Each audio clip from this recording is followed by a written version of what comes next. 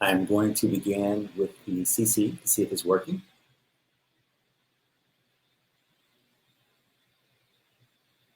Si hablo en español, me gustaría saber si funciona. No, only English.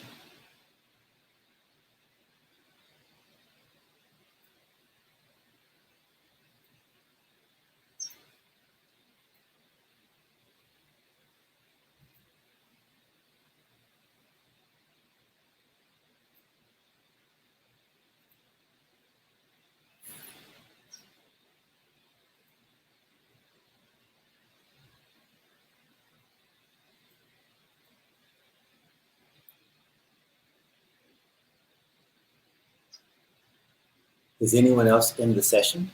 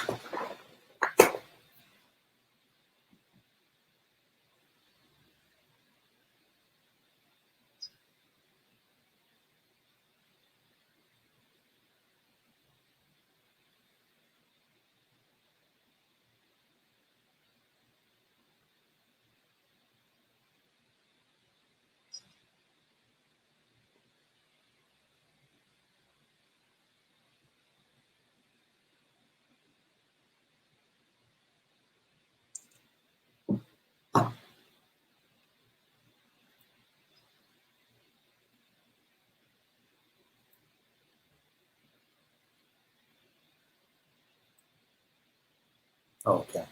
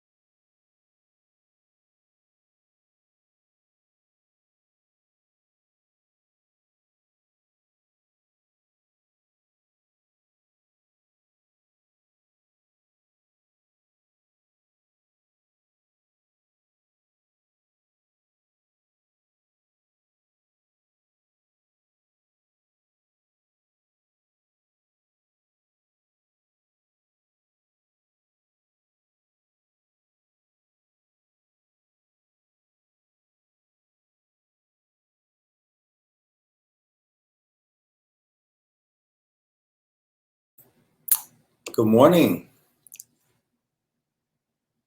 Just wanted to make sure that people can hear me. I see that Maxine Carlos is on, and I'm not sure how to pronounce your first name, but Petra is the last name, is also on. Are you both able to hear me?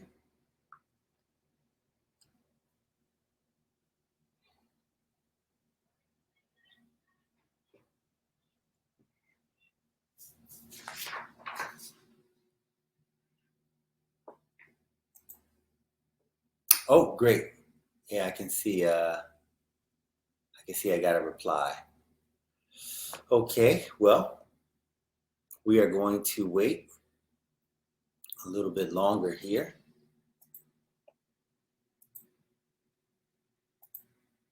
Okay, I can see we have a couple people here. We're gonna, I think we'll wait until about a little bit after 10:45, and then we'll get started there. So, but I'm gonna ask something I haven't heard people ask thus far, and that is I'm going to ask if you're online here already to share where you are from in the African diaspora. So I am currently in Mobile, Alabama. I'll say this again as I begin the presentation, but I am originally from Detroit, Michigan, but my dad was born here in Mobile, so I live about a mile from where he grew up. May he rest in peace. Let's go ahead. I'm going to encourage people in chat just to briefly say they're in Accra, Ghana, or okay. I see R. Haas. Am I pronouncing your last name right? Haas? In Virginia. Okay. Thank you for getting that started.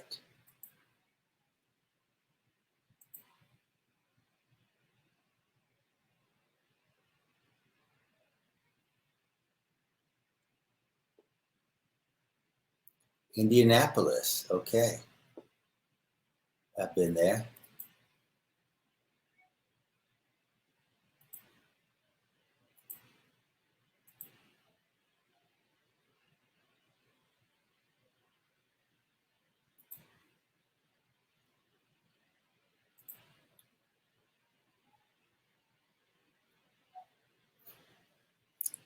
This is what I want to hear. Accra, Ghana. This is very exciting. This is very exciting. Now, is your name pronounced Nuku? And I'm saying Nuku for the first name and the last name. I don't want to mess it up. I have Amegibor. I wish there was some way that you could send an audio clip. But Accra, Ghana, that's exciting. I've been to Accra, Ghana, and to Kumasi and Cape Coast. And my second trip to Africa was to Morocco. Okay. All right. Gonna wait a little bit longer. Looks like we've got a crowd gathering. So if you're coming online right now, I want to explicitly ask you to share where you're from in the African diaspora. As I said before, I'm currently in Mobile, Alabama. I'm currently in Mobile, Alabama. I don't know what happened there.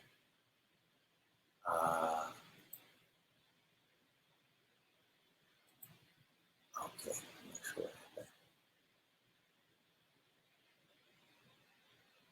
happened. I'm finding the wrong chat now.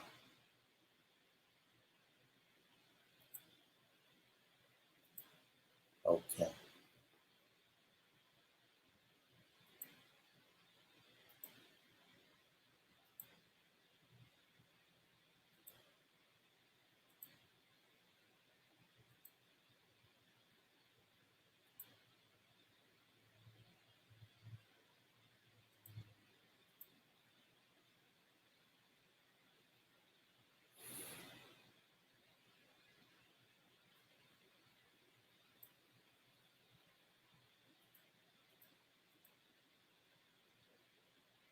Okay, I'm having some trouble here. I'm not finding the proper chat.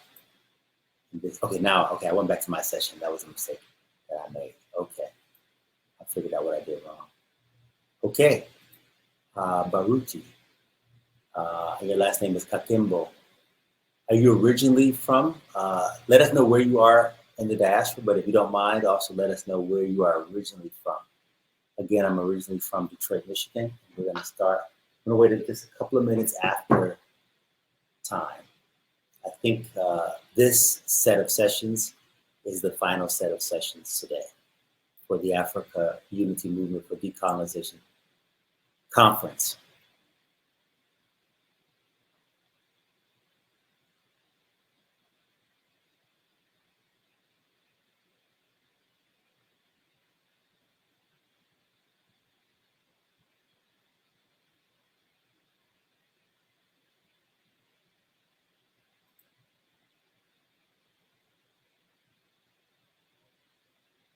So if you're coming online now, I'll put this in chat.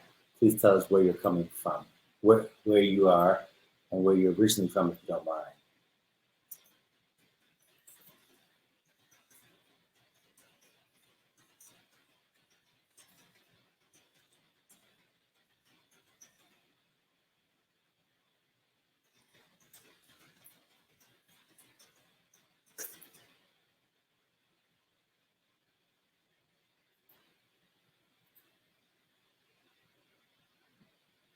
Thank you, Baruti. Born in Jacksonville, Florida. Okay. Wonderful. Wonderful.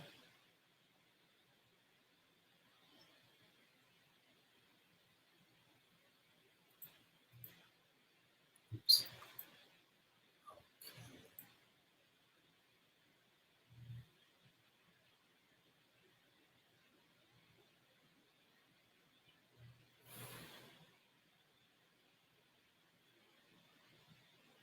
Jacksonville is not that far from Mobile, Alabama. Okay. I'd like to welcome everyone. Just going to wait about 2 or 3 more minutes, and then we'll get started. I want to leave enough time for questions and answers. I do have a presentation. So what I've noticed is that when you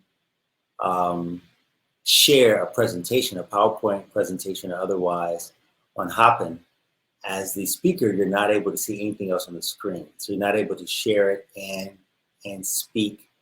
And I want to share it where you guys can see it. So I'm going to actually try right now. Maryland, okay, got someone from Maryland. Welcome. So this is what it does here. Okay. Go on here. I go to window. Okay, so the presentation is showing up, but it's not yet. But in order to get it to actually play, I can no longer see. Okay, maybe that does work. Okay, let me see if it'll allow me to advance the presentation. No, it took it away. Okay.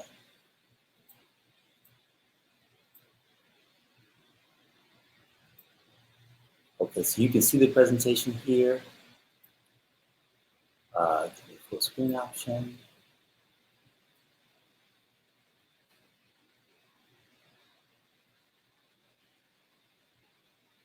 Okay, it's not giving me an option where I can, I'm not sure how to advance it.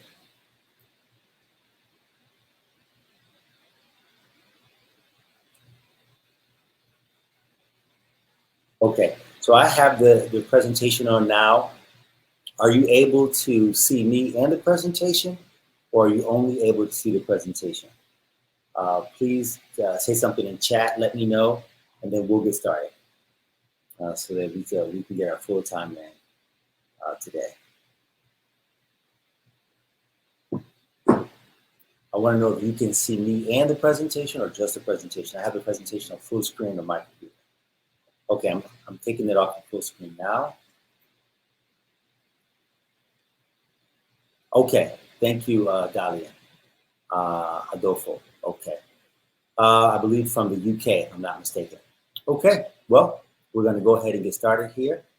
Then I can't see anyone. I won't be able to see your comments, but I want you to be able to see the presentation, as I think it will help to really explain, not so much explain, but exemplify what it is I'm saying. My name is Dr. Matthew Pettway.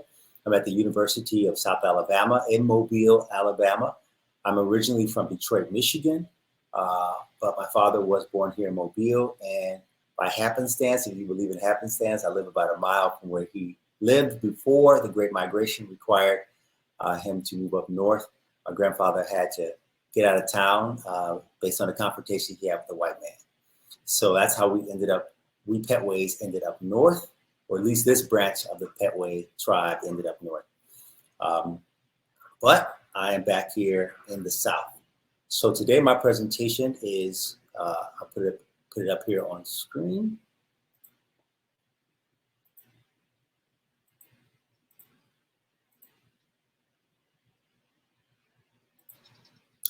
My presentation today is called Expelling the Devil from Within, Afro-Caribbean Spirituality and Revolution in the Poetry of Plácid. I will be reading from my remarks today.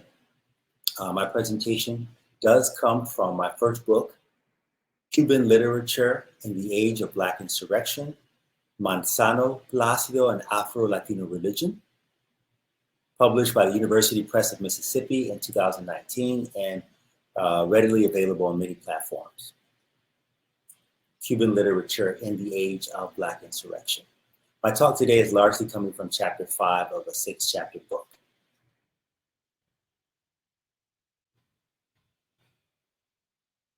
In the shadow of the Haitian Revolution, enslaved Africans and their free descendants organized insurrections designed to abolish slavery, depose the Spanish government, and boldly declare Cuban independence.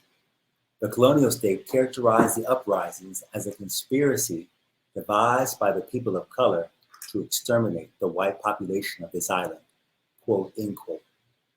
The government portrayed freedmen as the indoctrinators of African rebels, and they indicted Plácido el Poeta as the chief conspirator who had devised poetry to conjure up a conspiracy against the Queen. Plácido was the most prolific poet in 19th century Cuba, and he maintained covert connections with Black co-conspirators that traversed Savannah, Kingston, and New Orleans. Plácido administered loyalty oaths. He spoke with African captives on plantations, and he composed anti-slavery poetry. My lecture analyzes Plácido's portrayal of Carnival in the poem El Diablito, the Little Devil, as subversion of the Catholic symbolic order and a political staging ground for anti-slavery revolution. My analysis privileges the African masquerader, derisively referred to in colonial Cuba as the Little Devil. I revised theories of autoethnography and literary transculturation from Mary Louise Pratt and Angel Rama respectively to propose the idea of transculturated colonial literature. Transculturated colonial literature, that's my term. I argue that Plácido's Diablito was not the maleficent entity known as the devil within Judeo-Christian worldview, but rather a West African masquerader from the Abaquá male initiation society who had come as an agent of retributive justice. I want to take a moment here to speak about Plácido. Plácido was the pseudonym of Gabriel de la Concepción Valdés, a poet of African and European descent. His father was a man of African descent, and his mother was a Spanish woman from the north of Spain, the city of Burgos.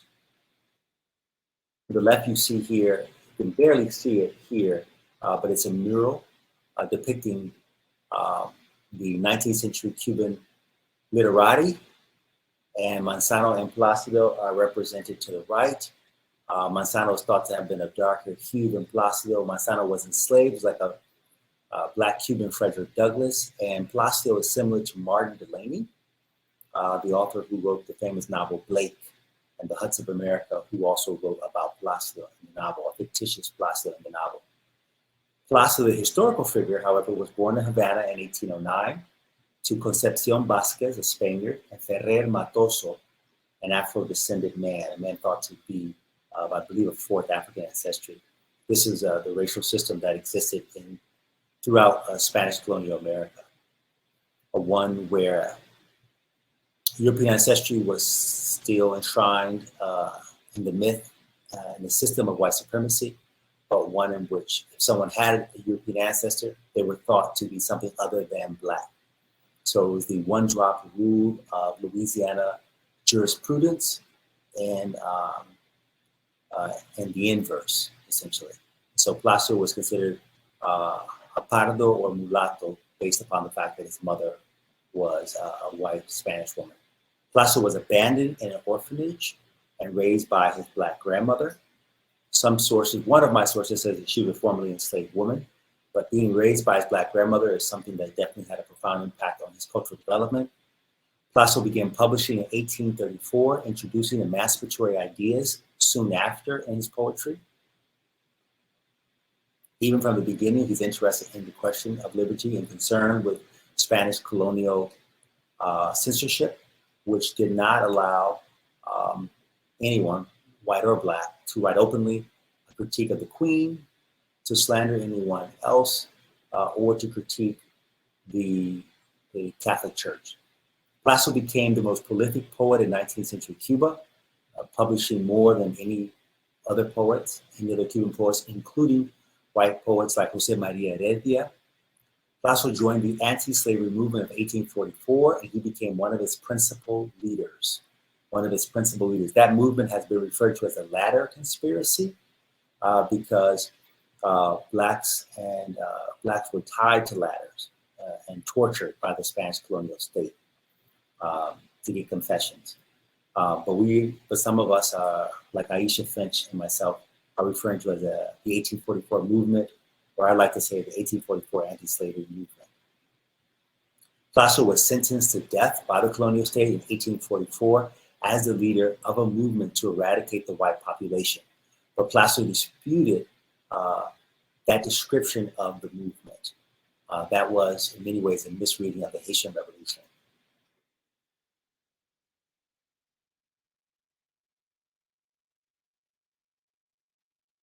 But who was the devil to be expelled? Was it the African masquerade whose leaps and feline movements offended Catholic sensibilities? Or was it the Spanish Empire that had sanctioned slavery in the name of God? The Abacoa masquerader was the principal symbol of anti-slavery insurgency and the most lethal arrow in Plácid's quiver, because he transformed Epiphany from an event to honor the Christ child into a day of ancestral retribution. The Spanish government denounced 3 agents of insurrection: the British government, white Cuban reformers, and most significantly, free mulattoes. The colonial state accused free African descendants known as mulattoes and pardos of seducing submissive Africans to join the conspiracy. The accusation read accordingly. I want you to see the actual text of the accusation that the Spanish colonial state made against Plácido and other free men of African descent. Any person of African descent that had any European ancestry was considered something other than Black. Once again, it's a different racial universe. No less white supremacist, just a different articulation of white power. Quote, the freedmen penetrated the farms, the country roads, and even the bohíos, slave huts themselves, disseminating their maleficent ideas. They haven't concerned themselves with anything else for some time now. The seed had penetrated in all directions, and they only needed a sign to set in motion the horrifying sacrifice, end quote. The penetration of the African subconscious with revolutionary doctrines was the mulatto's gravest crime. The government narrative about submissive, indoctrinated Africans is as ironic as it is ahistorical. Since the advent of the slave era in the Western Hemisphere, white slaveholders have relied upon African knowledge to plant cotton in Mississippi, cultivate rice in South Carolina, and forge metals in the Caribbean. It was African knowledge, not only African labor, that constituted the epistemological foundations of certain wealth-producing industries in the Americas. Moreover, Plácido, the free mulatto accused of being the chief conspirator, relied on African religious knowledge to animate an anti-slavery movement that the Spanish government managed to extinguish in its infancy. In this lecture, I demonstrate how Plácid transformed the African masquerade, which had been the object of laughter, mockery, and folly, into an Asian provocateur that conspired to exact revenge on the colonial state. The government named abolitionist David Turnbull and free Haitian Luis Guigot as proxies that had recruited a conspiratorial junta with illusory promises of freedom. Principal among their recruits was Plácido the poet, or Plácido el poeta. I want to take a moment here to share with you a book that some of you may be familiar with, a book by another scholar named Judith Carney, wrote a book called Black Rice, The African Origins of Rice Cultivation in the Americas. I share this briefly, sometimes with my students or when I give talks here in the States or elsewhere, because I think it's important as we ask ourselves, how do we rebuild our communities? I'm thinking about that from the standpoint of curriculum, or curricula, I should say. We need to put at the center of that question, but the answer should be based in African epistemologies. How do we recover those African epistemologies? How do we recover the history of our knowledge systems? And so Black Rice is a book that does that work, even though it wasn't produced by a Black scholar. It's a book that does that work very, very well. And so the knowledge we're talking about today is a cultural and spiritual knowledge, right? So the traditions that have most been reviled also offer us important lessons.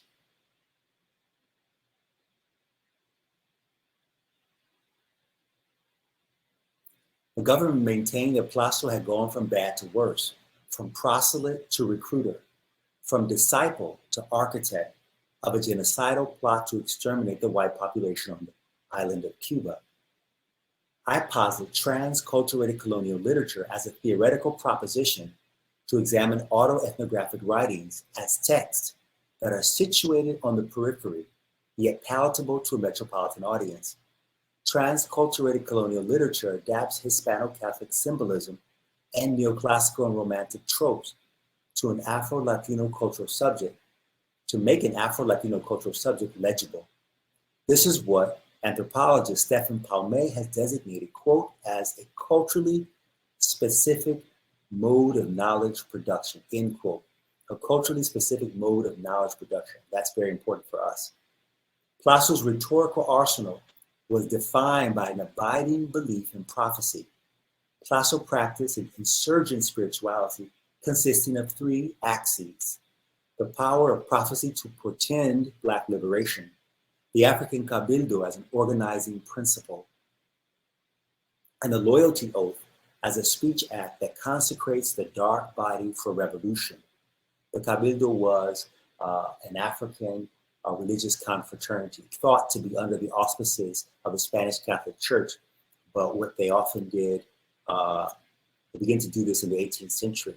They are informed by the Bishop of Havana, Morel de Santa Cruz, that they can no longer use African images in their processions. And so they began to use the Catholic images. And the Catholic images then become a metaphor, a facade, and a form of camouflage for the Orishas. The Orishas, if you're speaking about the Yoruba-inspired traditions. And so that begins a process of transculturation. Cuban scholar Fernando Ortiz argues, and Cuban poet Nancy Morricone also argues. Plácid's rhetorical arsenal was defined by abiding belief in prophecy. Plácid's poem, The Little Devil, introduced the African masquerader through two disparate prisms, one Black and African, and the other white and Catholic. For many white onlookers, Carnival was little more than drunken revelry and superstition. But for Cuban observers, with the appropriate cultural literacy, it was a call to action conveyed from the other world. I want to share from the poem itself, but share from the poem itself a number of stanzas, and then I'm going to explain the tradition itself. This was a West African tradition, not Yoruba, however, not Fon, but a tradition from Old Calabar, from Nigeria, from the Nigerian, Cameroon, and Cross Rivers region. And the tradition is known as Abakwa. But prior to giving you any explanation of it, I want to demonstrate the way in which Plácid uses verse, uses the spoken word as a way, and the fable. This is a fable in verse, written in verses, right? Or a fable written in verse, excuse me, to question the way in which African religious traditions were viewed. Various onlookers, quote, various onlookers, each from his own angle, gazed at the passers-by that emerged into the road, but as each one, with their eyes fixed and through different prisms, viewed the objects, not one was observed the same by all, and so inequality was the true type. At the same time, everyone mocked the lone traveler because it is easy for many to laugh at an individual. So certain things here I highlighted. First of all, Plácid was defining the onlookers, talking about the onlookers, not as a monolith, right? But essentially as a crowd with varying angles, varying gazes, as we would say. He talks about the different prisms that are being used in order to understand this particular carnival masquerade, which you can see represented rather accurately here, actually to the left on my screen, by a Spanish painter, Victor Landaluce. So he acknowledges the fact that each individual or each group is looking at this carnival masquerade, this African carnival masquerade, his or her own way. And he makes a very useful or interesting use of the word inequality upon to talk about the various ways in which this African masquerade is viewed, but also as a way of signaling inequality within Cuban society. I've also highlighted here that everyone's mocking this lone traveler, much in the way in which Hollywood, so many centuries later, right? This poem, not entirely sure when it was published, but believed to be published before 1840. But much in the way Hollywood centuries later would mock African-inspired religion, instead of asking the epistemological question about its origins and its relationship to nature. The prison was Plácid's chosen metaphor, which symbolized the multiple ways passersby might interpret the African-inspired masquerade on January 6, Three Kings Day. In the same way that onlookers in the poem misinterpret the masquerade, Catholic spectators distorted the carnivalesque subject, construing him as the devil, a maleficent creature, and ecclesiastical dogma. The 1796 Slave Catechism characterized the devil as, quote, one of our enemies, end quote, and the other foes were, quote, evil people in our own bodies, end quote. Catechists taught that the devil was the slave's nemesis, and that the slave master was a legitimate representative of papal authority. Africans disagreed. The devil as such did not exist in African cosmologies. In some African cosmologies, evil emanates from several cosmic forces, amounting to what Kola Abimbola has termed, quote, polydemonic conception of evil, end quote.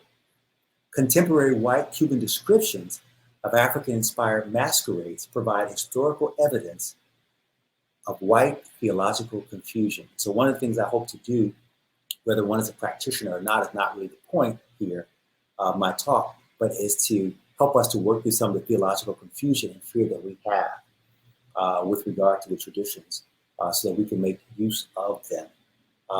The Slave Catechism, the 1796 Slave Catechism, was republished. There's an 1818 edition of it as well, and I believe there may be one other. So it was in use at the time that Plácid was producing his literature. Remember, he's born in 1809 himself and begins to publish in 1834. I want to mention something with regard to the Slave Catechism. I deal with this in more depth in the book, but the whole notion, not only the concept of the devil, but I want to talk about the notion that evil people in our own bodies are thought to be the enemy of the follower of Christ. And that is not something that the African traditions themselves posited, that the body was inimical to the salvation of the soul. That was something that the Catholic Church pushed. And so now Africans find themselves in this new religious universe, are looking for ways not only to camouflage the original meanings, but to preserve them. And sometimes the texture of the tradition changes. Interestingly enough, here in this instance, Plácid is not using a Catholic saint, not using a path to the Virgin Mary, not using Catholic symbolism whatsoever in order to express African meaning. So this is one of the boldest and most important texts from his oeuvre. I want to take a look at this Catholic theological confusion by looking at Ramon Mesa, Ramon Mesa was a white Cuban novelist, and he provided us with some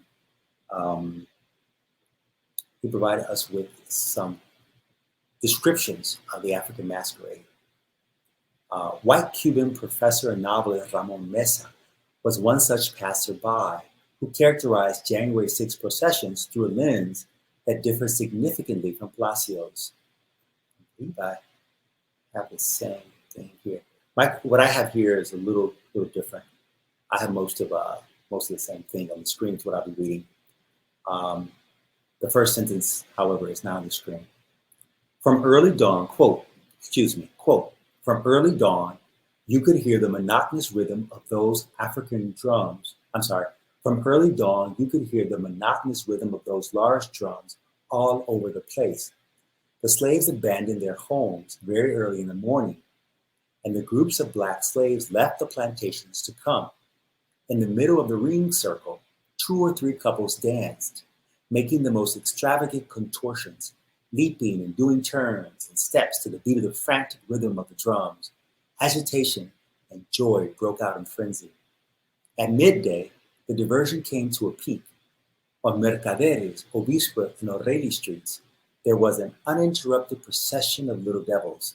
Sailors from every nation came down the street in one group to see the exotic revelry.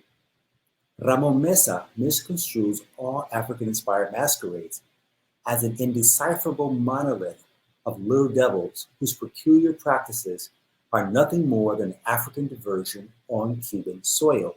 Sailors from around the world misread elaborate costumes, drums, dancing, and acrobatic movements as a bizarre combination of, quote, agitation and joy, end quote. The sacred ritual to members of the cabildos involved, the unknowing gaze discards the possibility that the festival performance might represent sacred ritual to members of the cabildos involved. Remember, those are the African religious confraternities that maintained a certain Africanity. Ramon Mesa's color writing portrait of the masquerade implies that exotic revelry is superstition, thus rendering the cultural subject unintelligible. Mesa's portrait is analogous to Father Felix Varela's notion that the supersticioso, or the superstitious individual, is beneath reason and worthy of Christian contempt. Felix Varela wrote, quote, in the nations where the only true religion has been established, which is Catholicism, her divine origin demands there be only one divine modus operandi, and this cannot be found in the vicissitudes, limitations, and whims of human understanding. The principle of authority is fundamental, end quote. The principle of authority is fundamental. But Mesa's reading of the subject was little more than white noise. There are no references to the particulars of costume, dance, or percussion. As Mary Louise Pratt argued, the colonized other is depicted as a homogenized they. They're all the same. They all look alike, when in fact there's some important differences.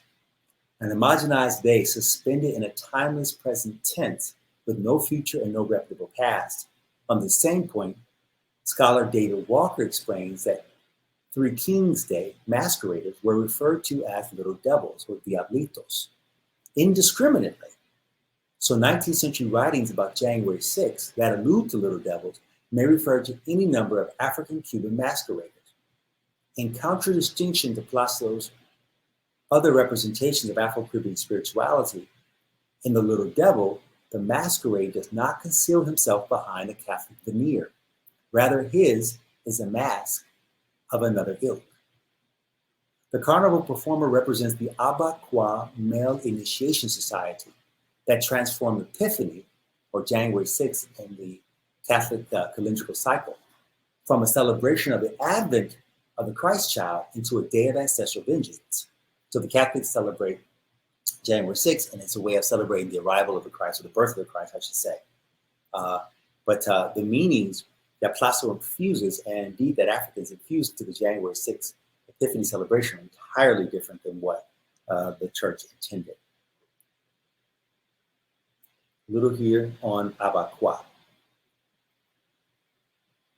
the African-Cuban masquerade.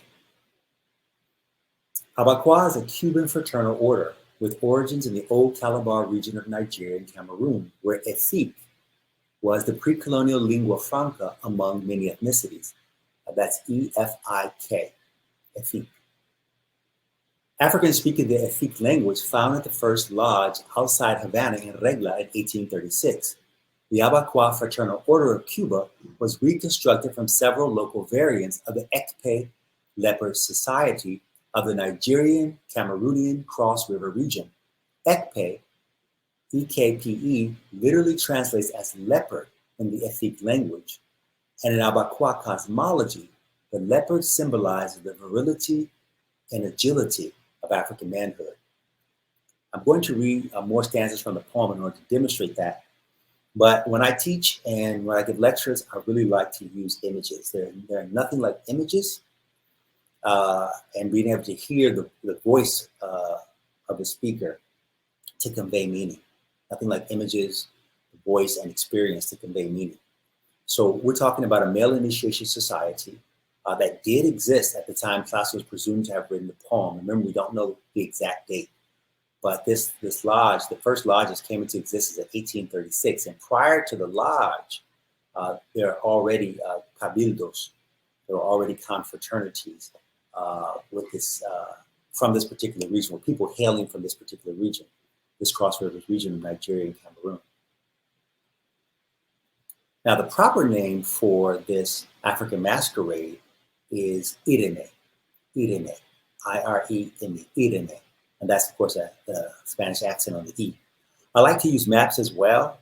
I know this audience is very knowledgeable about the continent. But we're talking here about the Baía de Biafra, Baía de Biafra. And here's Calabar. And this is the region that we're referring to. Ivor Miller, in his book on Abakwa, describes the ways in which these societies have sometimes been described as acephalous, but I don't like that term. And in fact, these are societies that did not have the same political structure as Dahomey, the Kingdom of the Congo, or Benin, in the sense that they were run by lodges, by fraternal lodges. The lodges were responsible for the governance of these towns. That just speaks to African diversity, which also in some ways speaks to this diversity of viewpoints regarding this particular African masquerade. Okay. Back to the poem itself. The following stanzas from Plácid's poem reveal my point. Nevertheless, there are always unforeseen events. And that day it happened to be the 6th of January, or so it said. An unforeseen object came to impose the law upon them. It was a little devil dancing in front of his cabildo. All at once, 100 colors on his outfit shone. Seen in a checkered pattern, it was the character himself. One of the onlookers, more contemplative than others, "Look at what the world has become," he said to his companions. "It's always the same subject, he who is always present. He dances every year and is always the same little devil," quote, end quote.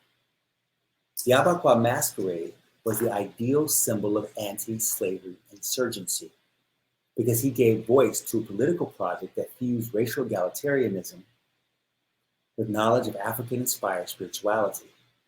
Carnival represented more than a symbolic inversion of society. It commingled play with ritual, mockery with solemnity, and within its liminal space, there were formidable metaphysical possibilities. I want to talk about these last few stanzas, but the most important thing is to point to the fact that this is in the Catholic calendar cycle. This is the 6th of January, or Epiphany. The fact that this unforeseen object, it's interesting that this African masquerade, Ireme, this Abakwa masquerade more precisely, is both a subject and an object, right? He's come to impose the law upon them, right? So that he's coming to bring the law of retribution. This is one of the principles that he's bringing to the fore. The description of the costume, the reference to the checkered pattern, which I talk about the Spanish, how it comes across in Spanish, which is not so much relevant for this presentation. How that is expressed in Spanish, very artfully expressed in Spanish. He was an extraordinary poetic mind. Let me move towards the end here. The last 5 stanzas specify the date of performance. They link the masquerader's spectacle to his cabildo, the African religious confraternity or brotherhood that had both male and female, king and queen, male and female representation. They describe his costume and they explain his political function. Although the public misinterprets the dance, the masker parades of pirouettes through the streets with great provocation and symbolism. He fulfills a specific function. Quote, he has come to impose the law upon them, end quote. In the colonial period, Irene led processions in front of his cabildo, and he conducted purifications to send away evil forces that inhabited the physical world. Cuban slave society was impregnated with the presence of long-departed slaveholders and their earthly captives, as Plácid pointed out in another Cuban fable in verse called The Silhouette of a Soul, La Figura de un Alma, La Figura de Alma, La Figura de un Alma. The Abacoa masquerade, known as Irene, performed a cleansing ritual of the social landscape to wash away what Juan Francisco Manzano, his contemporary, called Cosa Mala, which translates into evil forces in his autobiography. According to an Abacoa initiate, the Irene masqueraders were spirit messengers and manifested, materialized, represented spirit, quote, end quote. These emissaries from the other world embodied ancestral spirits and mythological characters, quote, end quote, mythological characters. Plácid's transculturated poem subverted the master-slave relationship so that the unforeseen object imposed the law of retribution. On the surface, the linguistic construction is contradictory because the object of public scorn acts on behalf of the African confraternity as an agent of retribution, unleashing punishment from the other world on the unsuspecting Cuban public. The checkered pattern on Irene's costume may also be read as a counter-hegemonic text, because in Cuba, the checkered pattern represented the leopard's claws. So that's something that Ivor Miller points out in his book, The Voice of the Leopard, that the checkered pattern in Cuba, right here that you see, represent the leopard's claws. Once again, this is a manifestation or metaphor for African men. In colonial Cuba, the Abacoa male initiation society was misrepresented and even demonized. So Plácid's choice of symbolism was doubly othered, and his poem was extremely subversive. The depiction of the festival masquerade as an agent of retribution mirrored the allegations brought against Plácid in the 1844 proceedings. Alleged co-conspirators Lorenzo Caballero, Pascual Hernandez, and Henry Chavez testified that the poet attended a Three Kings Day, Dia de Reyes celebration in the Matanzas home of Santiago Alvarez. According to their testimony, Plácid met with other persons of African descent to devise an island-wide conspiracy against the whites, after sharing a meal with his host.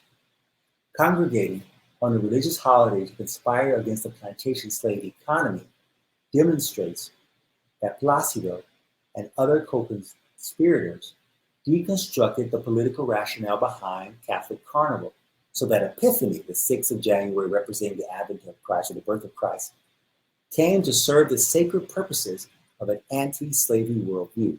Moreover, at the Cuban National Archive, I uncovered a little-known government report about the 1844 movement that maintains that Three Kings Day held tremendous symbolic importance for Black and mulatto conspirators who had designated said day to commemorate their triumph over Spain at the Morro Fortress in Havana.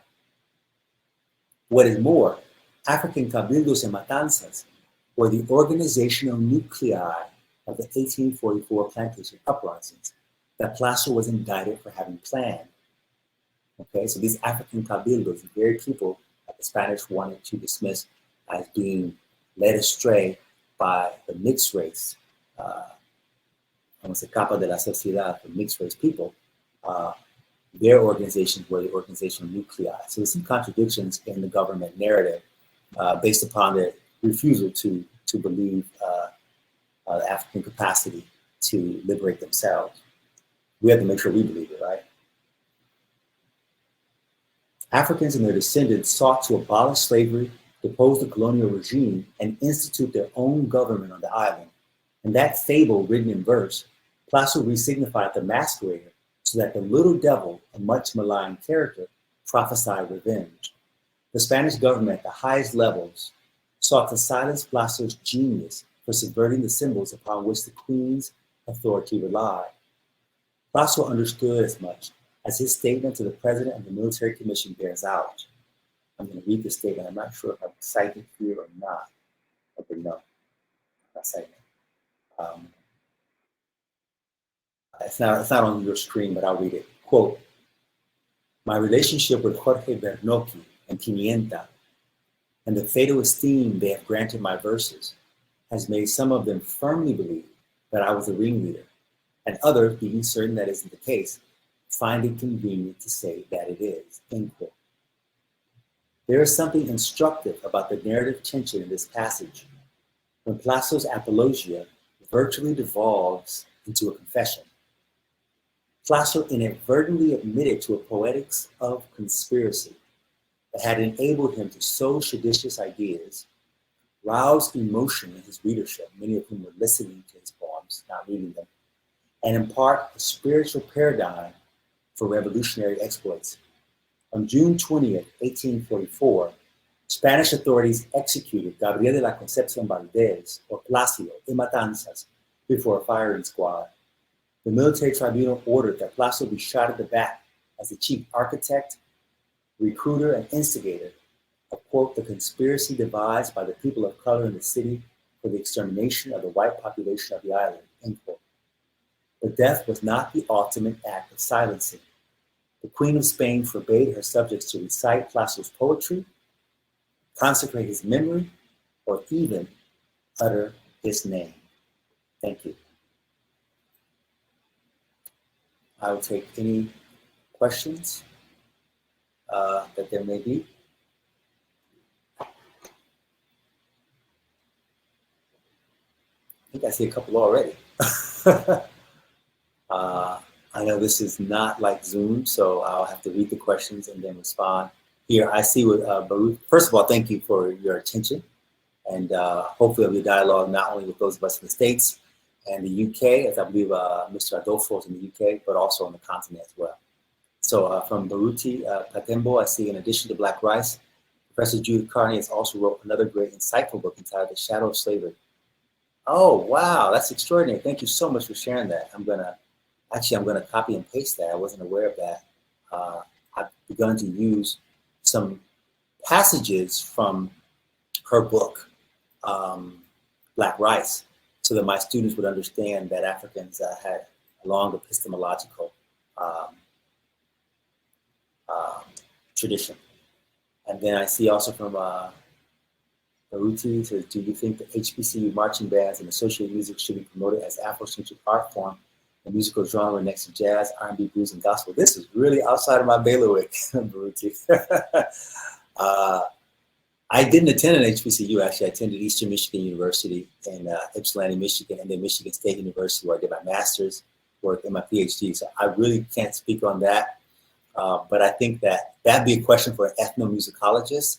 I think it would be valuable to look at those musical traditions to see what they have in common with jazz, R&B, and blues, and gospel. Is there an improvisational nature to what they're doing? Their performances are extraordinary. Here in Alabama, there's several HBCUs, but that's kind of outside of what I'm able to comment on. Okay, I hope what I asked was clear. I hope that what I said was clear, that my lecture was clear. Any additional questions? Thank you, Yasin Jadi. Is it Jadi Yasin? I hope I pronounced that right.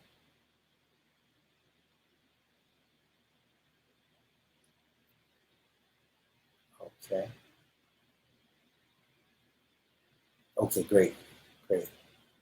Any questions about Gabriel de la Concepción Valdez or Plácido? Part of what I do in my classes is I seek to begin my classes with examples of African sovereignty. My courses, the literature courses and cultural studies courses. So I do that.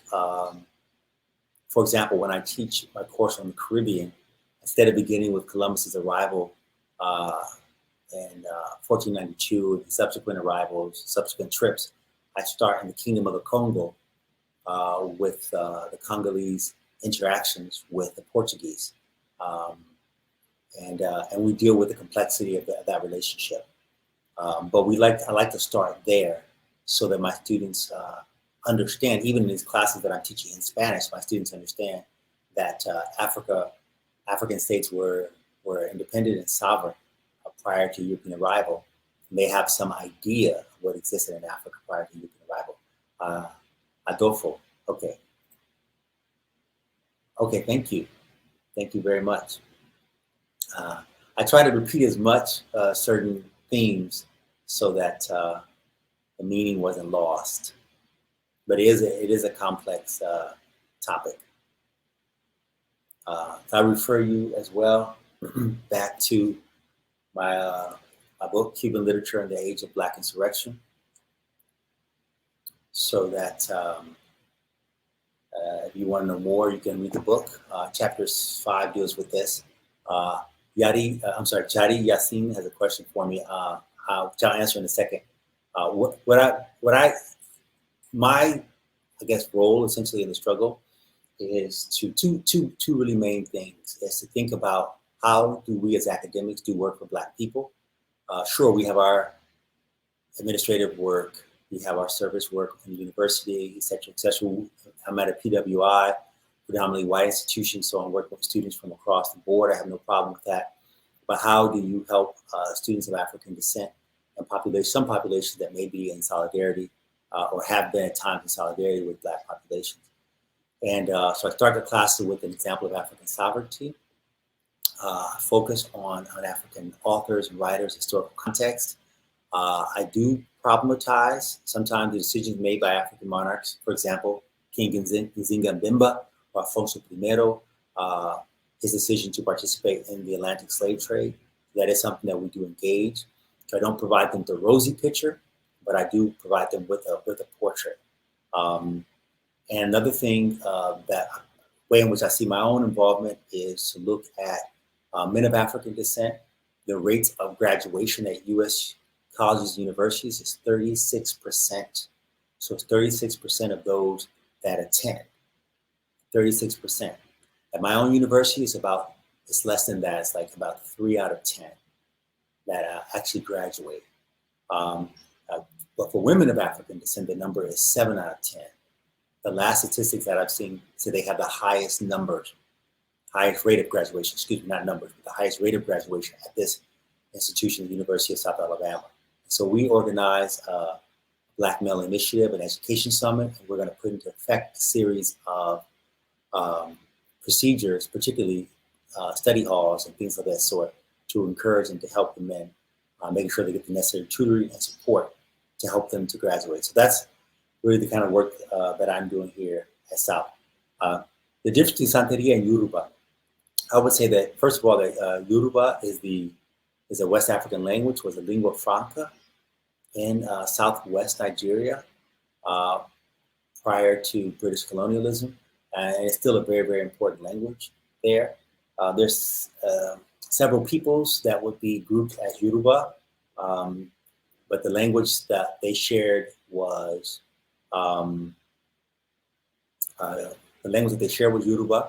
That was the lingua franca, and they all claim common descent from a common ancestor. I'm trying to think. I can't think of the name of the ancestor right now. And I don't want to mess it up. Thinking of the Yoruba name for God, but it'll come to me. Oduduwa. That's it, Oduduwa. I've written about Oduduwa. I think it's close to lunchtime here in the States.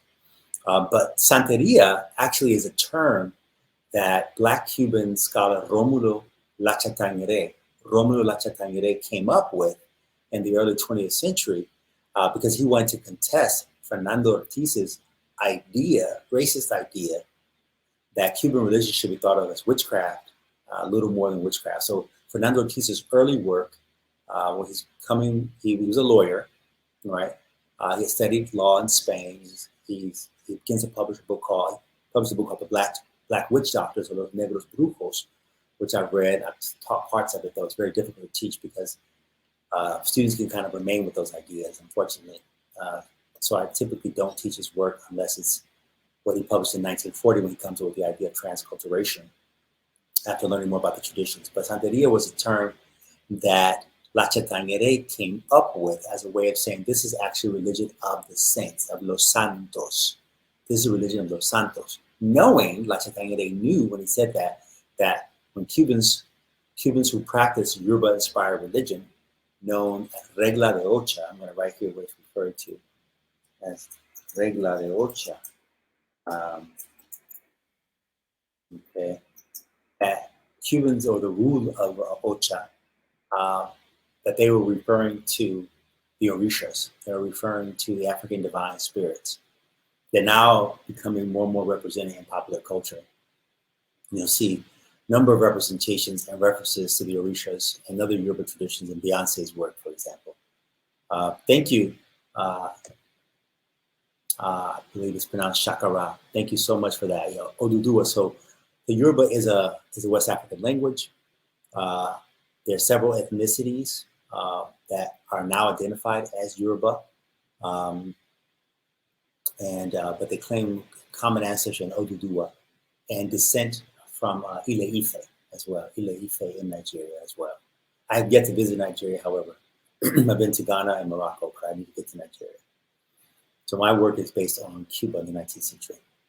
But I think what we can take away from this, and I'll take any other questions if we have them, what we can take away from this in part is that even in the 19th century, at the height of the slave era, right, Cuba replaced Saint-Domingue, which became Haiti in 1804. Cuba replaced Saint-Domingue as the chief producer of sugar in the world, And even at that time, you have people of African descent producing literature that engaged African-inspired religion. So there wasn't a complete, to become literate in the Spanish sense of that word did not mean to completely abandon an African belief system. In fact, it motivated the anti-slavery movement in many ways, as I argue in the book. So let's see if there's any other questions here. I'm going to leave my email here. I'm actually going to give you guys, give you my work email. Oh, okay. I thought Tim. Man, but the best one to use is yorubaman74@gmail.com. yorubaman74@gmail.com. If you want to know more, there's a lot that's been written on this. There's a wonderful book called Santeria Enthroned, using Romulo Lachatangere's term, by a scholar named David Brown. And Ivor Miller is, to my knowledge, the chief, at least in the States, on the English-speaking world, to my knowledge, chief scholar on Abaqua, and he published a book called Voice of the Leopard. I don't know if he was familiar with this poem, though, because he published his book long before mine, with the same press, the University Press in Mississippi. All right?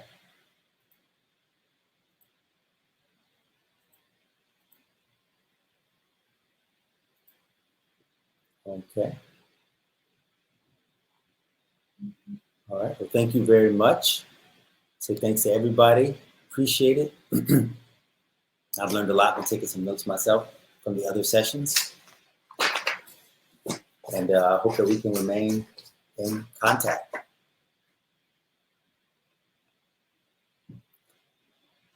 Obioma, can you tell us where you're from?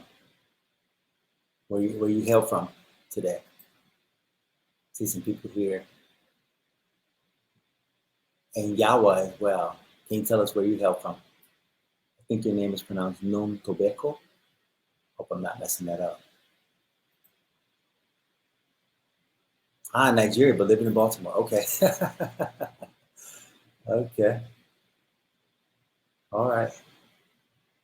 Okay. All right. Well, you both have my You have my personal email, which is the yorubaman74 at Gmail, and the work email. If you want to send me a message, have a question, probably the Yoruba Man is the best way. I connect to that on my phone. I can get to that more easily. And the other email is for work purposes. South Africa. Okay. Okay. All right. Well, thank you all. I'm going to log off now, and have a good afternoon and enjoy the rest of the conference. Until later.